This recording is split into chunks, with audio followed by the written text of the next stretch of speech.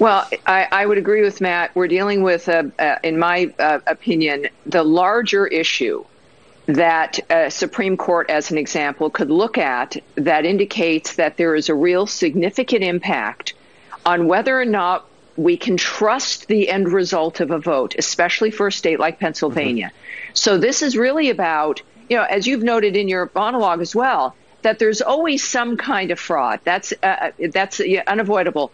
But when you're dealing with the most vulnerable voting dynamic, which are the mail-in ballots, that's the biggest issue. And now with it being about 50% of what came in, we have to be able to deal with the nature of the legitimacy of this and if it can be legitimate.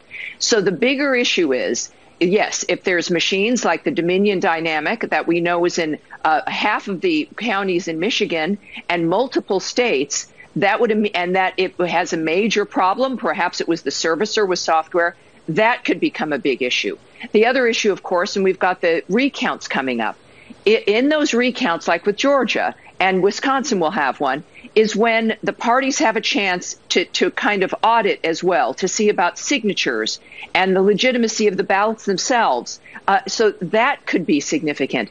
Because of the volume of the mail-in, it becomes key. Because, look, all we have here, it's one thing for a winner to be declared, and it's another thing for all of us to agree. That's the core of legitimate government, is that we as the population, as the citizenry, agree to be governed in this fashion. Yes. If we lose the ability to have faith in the election, then the legitimacy goes. That's the key of what Trump is doing here, is the legitimacy of all of this. Even though it's happened in the past, it's perhaps bigger now, and we all deserve to have answers about what happened.